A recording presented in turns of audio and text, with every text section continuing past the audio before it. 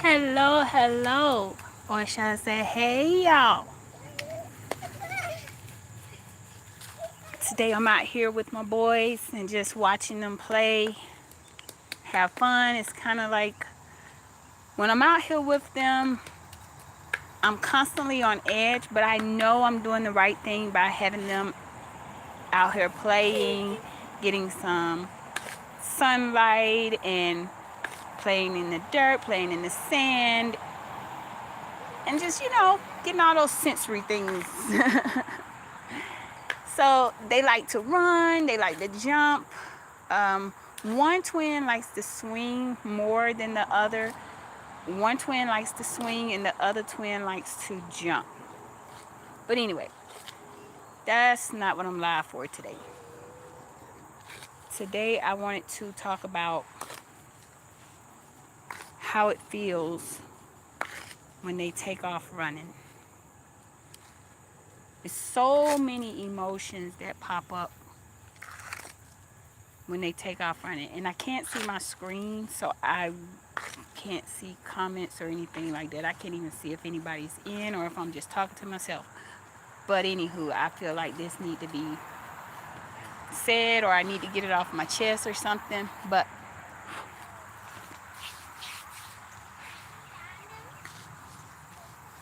I was just standing here watching them play, and I thought about how when I'm out here with them, I can't really sit down and relax per se and just let them play, because they have a tendency to kind of wander off or climb the fence. We are actually fenced in this area. However, they are climbers. And I'm constantly on edge, but I know I'm doing the right thing by having them out here, because it gives them a chance to play, run around, jump, do the things that they really want to do. So it's a win for them to get out here, and I need to be out here too. Let's just be honest. I need to get a little sunlight myself. But when I'm with my boys and we're going somewhere like in the store or to the park, I get anxiety now. And I think I just wanted to get that off my chest. I really wanted to just talk about it, because people around you don't understand. They don't get it. So you're always being scrutinized, criticized. And I want to teach my boys to tune people out if they don't get you, if they don't understand that you are on the spectrum. And that's the way I did with my oldest son. But I have come to the realization now that I'm going through this bit of anxiety. When I get them out of the car, I have to be holding on to them, because there have been instances where one would just take off running. But that was when we were at our home, so he would take off running, but it would be in a closed-in area. Or, well, one time he took off running down the driveway, and I did not want him to get to the street. So I'm not fast at all, but I was fast that day. But one twin will just take off running, like bolt. And the other twin will just wander off, like quietly, just kind of walk off somewhere. And even when we're in a situation like today, I'm out here with them and watching them play, I just can't even sit. I feel like if I sit down and get too comfortable, I won't be able to move as fast if one of them climbs the fence or if one of them takes off running. And that is something that I have to work on with myself, but at the same time, I have to do something to get them to understand that you stay with mommy. I've tried everything. My oldest son that is on the spectrum, it was a little bit easier to kind of teach him to stay with me, even though he still had his moments every blue moon where he would just try to go somewhere else. If he sees something that he really wants, he'll just go with no regards to danger, with no regards to getting lost or traffic or anything. He'll just go. But it was a little bit different with him because he had teachers around him. He started school at the age of 3. And his teachers constantly worked with him on staying together. And for a while, they had him always at the front of the line with one teacher, and there was always a teacher at the end of the line. But my boys now, we have had to go through so much red tape to even get them started in a program where even if they have to just teach me a few pointers, I would gladly accept any help they would try to give me. And I've had some comments where people would tell me, don't put them in ABA, don't put them in ABA. But I'm sorry, but if this is going to help my boys be safer, I would rather deal with things as they come and get the help that they need now. And if I see any issues or whatnot, then I will address them accordingly. I will address the issues as I see. But I really don't see any harm. In trying to help them so that they can communicate better with me, or so that they can stay out of danger, out of harm's way. Like I said, when I came here for them to play, it's like I almost don't want to get out the car, because just the thought of knowing that even if I think I have a good grip on one, now this is not just one toddler that's on the spectrum. This is 2 toddlers. So I don't want to take the chances of being by myself and one takes off running, or both takes off running in opposite directions. So getting them out the car, I have to keep my hands on them, and I have to hold both of them as I walk into the gated area. Make sure they're actually in the gated area before I let go of their hand. And I know it might seem a little extreme, but that's because I get scared. I get nervous about them wandering off, getting hurt, running into traffic, or running into a person that means them no good. I'm just a parent. I'm just a parent that's just on edge right now because they are only 3. They're tiny and they're fast. They are fast. And hello, Teresa Floyd. Welcome in.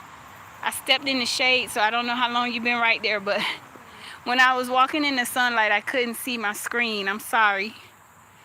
But so I'm just a little nervous now because the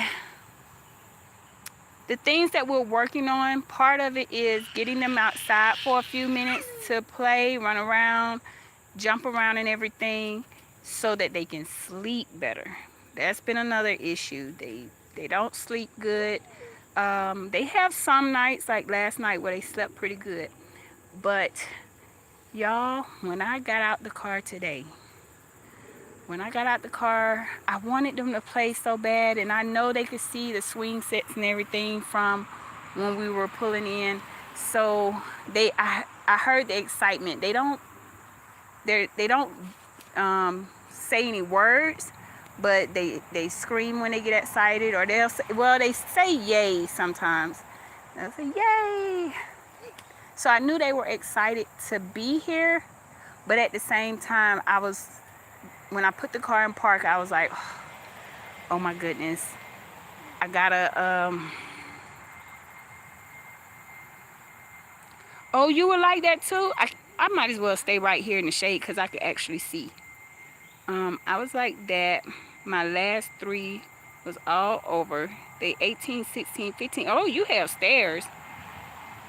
So I know that feeling. Oh my goodness, that feeling that hits you is like, I can't even really explain the feeling. I'm glad you understand what I'm saying, because I didn't want it to seem as if I was just all over the place. But even when I go to a store, it's like before I go into the store, I have to take a deep breath and kind of prepare myself like, whew, okay. I try to park right by the buggy return or the cart return, so that it won't be too much of a hassle, because they're big now. When they were in the stroller, it was different. But now that they're not in the stroller, I try to park near a cart return, and I try to have them in the car, like I try to put them in the cart immediately so that way I at least know that they won't take off running. But then the last time I was in the Walmart, I had them in the cart, and I was looking for them some shoes. And when I tell you, one of them, I saw one of my twins trying to climb out of the side of the cart, and the other twin was trying to pull the little hatch of the bottom of the cart where you can come out of the handle area. So I was trying to grab both of them at the same time, like, no, no, no, no. And, you know, people walking by and making their little comments and shaking their head. It just made me feel so low, so low. And you're a single mom. Oh my goodness. Oh my goodness. My prayers go to you. My prayers go. But you say you got teenagers now. They're teenagers now. But if you went through it and they're back to back like that, 15, 16, and 18, woo, you must be strong. You must be strong, because I literally got out the car and was like, oh my God, oh my God. I was getting nervous. I was getting anxious. And sometimes I think to myself when I go into a situation, like, please, if I go in here and one runs or something happens, or if they have a meltdown, can it please be civilized people in here that won't just, you know, judge me or be rolling their eyes or whatever. Please let it be somebody civilized enough in here where if they see my baby take off running and they say I got another baby, that they would at least try to catch my baby. People don't even try to catch your child anymore. Your child can be running straight towards the entrance, and you will have people like bashing you, talking about the mom, talking about the parent, because there's a lot of autism dads out there too. I've noticed that we have a lot of dads that are really active, but they'll be so busy trying to berate the parents and bash the parents that they won't even try to stop the child from running into danger or from getting hurt. And that's just what I wanted to get off my chest today, that I'm really starting to have, I believe, anxiety when I'm approaching a situation. I'm starting to have anxiety when I need to go into the store, when I want to take them to the park. I wanted to take them to story time. When they were in the stroller, I used to take them to story time at Barnes & Noble on the weekend, but now we don't have Barnes & Noble anymore. And I wanted to take them to story time in the library. But just the thought of knowing that in the library I would literally have to hold both of their hands, I'm nervous about taking them to the library for story time. But I wanted to start taking them to do something outside of the house where they're around other people, so I can start slowly but surely getting them used to doing other things because they're supposed to start school soon. So I don't want them to be at school and take off running or get hurt or run straight into danger. I'm nervous to even send them to school, but I know I have to. I know that that's where they will get the help that they need. And like I said, I'm the type of parent where if the therapists are telling me work on this with them, work on that, I'm going to take it to heart. I am going to like put it on the refrigerator if I have to remind me, okay, we're going to work on this at least 10 minutes every day, or okay, we got to work on that. But it gets a little tiresome sometimes. It feels like you're constantly having to be animated. And even with me doing the 20 books a day challenge, sometimes it gets a little challenging because, well, it's a challenge, so but sometimes it gets a little hard because I'm a little tired out because I'm constantly trying to be animated when I'm reading the stories. I'm trying to make sure I put the book where they can see my face, and trying to show them my facial expressions. And I'm hoping that anything that I do can at least help. So now that I've been doing the 20 books a day challenge, to see if it at least helps them to recognize some words or something. Now I want to see if I can get some help with things I could do to help them not just take off running. I've been watching a few YouTube videos where people have been talking about the brain wiring and why they take off running, why they just do things like start jumping up and down, things of that nature. But I'm really looking for some things that can help where they won't do it as much, where I can at least trust that if we get out the car, we can walk a good little, amount of time, a good little distance, without me feeling like I have to be on edge. I don't want to be on edge all the time. I don't want my kids to see mom having an anxiety attack all the time. I don't want my kids to see mom having to regroup, pull herself together before they get ready to go to the park or something. I just want a little help, something that can at least give me a little bit of confidence in being with them by myself. That's another thing. When we go places, I'm by myself. So with two kids that are on the spectrum, I don't want to downplay anybody else's situation, but with two, it's like a double whammy. It's like when my oldest son was diagnosed, he has a twin, but his twin was very high functioning, and I had one twin that was high functioning and verbal, and I had another twin that was nonverbal and needed attention and assistance 24/7. So that was different. Now this time around, I don't know exactly where they are on the spectrum because we are in the process of getting an evaluation done. We are actually on phase 2 of our evaluation, so that should be done by next week.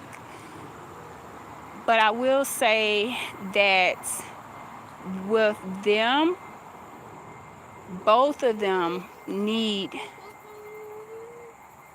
full assistance. Both of them have to be watched all the time. Like, you can't take your eyes off them. They're climbing, they're jumping, they're running, and if they hit themselves or anything, it's like they have a high tolerance for pain. So sometimes they may come to me and put my hand on wherever they bumped. Like if they bumped their knee, they may come and grab my hand and put my hand on their knee.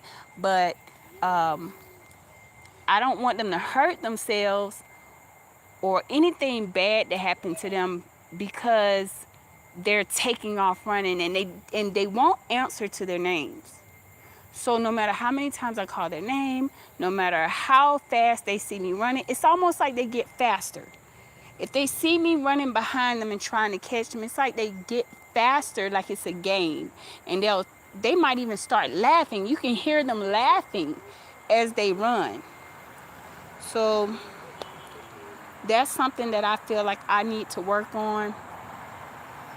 And if it's any parents out there that feel like you have something that you think may be able to help me, I just purchased a leash, 2 leashes. Well, I purchased 2 different kinds of the leash. And one is kind of like a backpack, and the other one is like just on the arm. But I've heard people talk about that too, about these people walking around with their kids on a leash. And I'm sorry if this offends anybody or whatever, but I would rather my child be on a leash and protected, and I feel safe. I feel like they're within arm's reach, because it's long. They can still walk, they can still play. It's just that they can't go so far off, without me knowing. So if there are any parents out there that may have any type of help,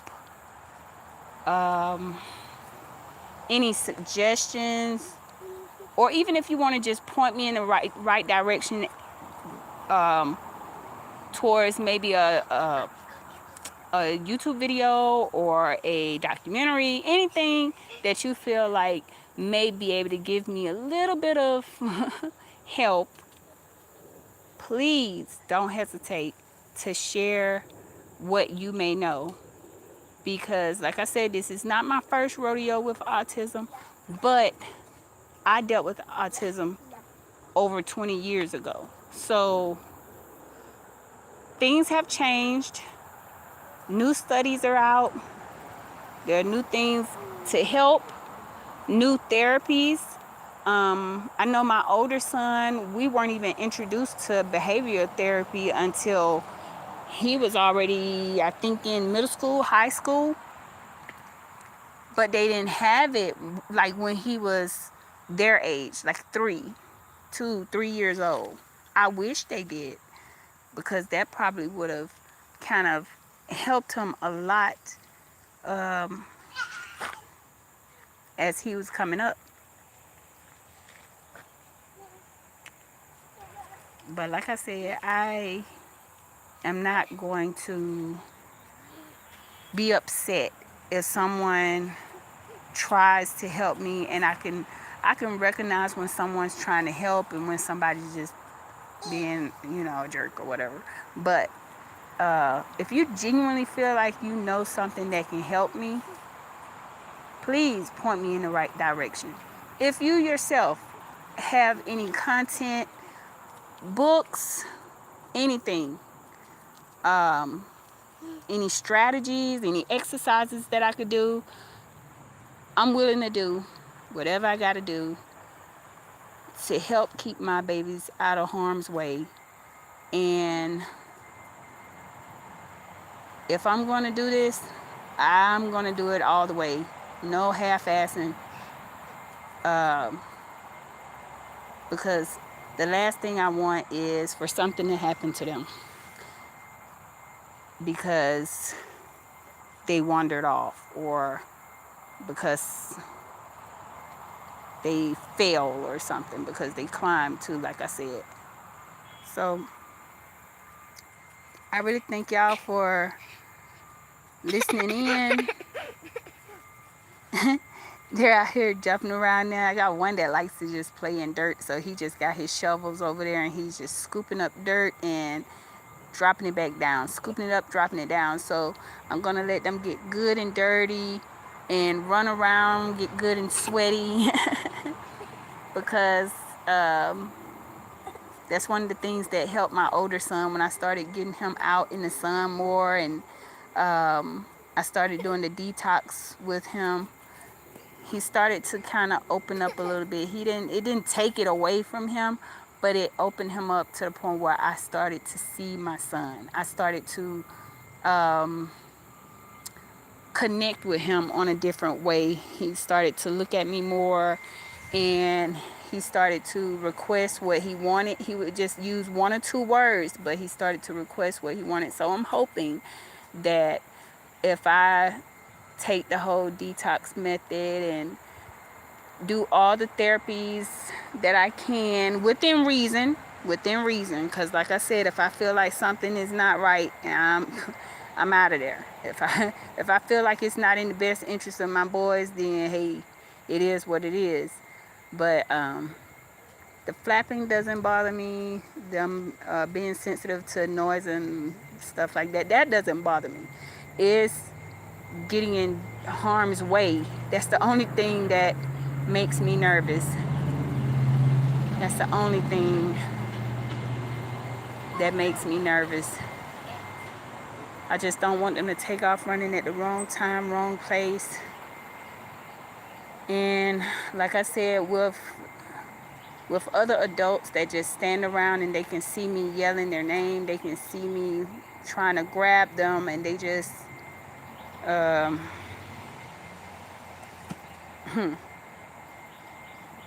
they don't even try to step in to help or anything.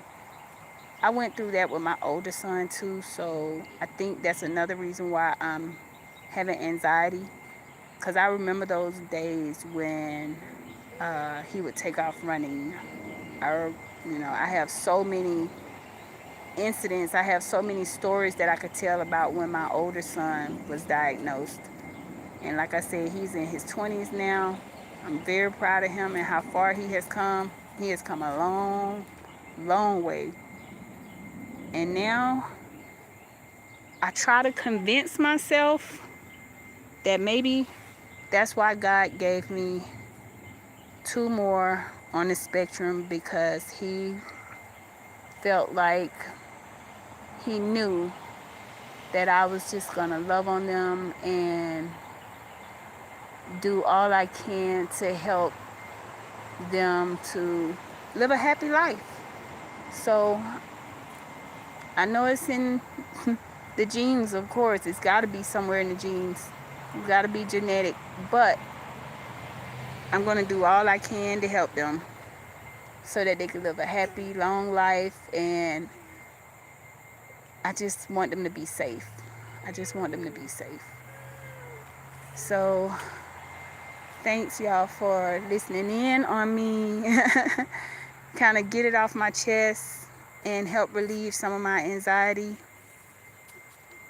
Thank y'all for understanding, those who listen with a sincere heart and caring heart. And I'm going to let y'all know how this goes. I should be doing another live sometime tomorrow to let you guys know how the 20 books a day challenge is going. And with that video, I will be letting you guys know the YouTuber's name that I got the idea from. He is on the spectrum, and he talks about how he went from being nonverbal to verbal and how the things that his mom did with him when he was young. So I will be revealing his name and his channel. I will be highlighting his channel on tomorrow and give you guys an update for our second week of 20 books a day challenge. And until next time, y'all know how I do it. Danke fürs Schauen. Gracias por ver. Thanks for watching. Adios. Bye.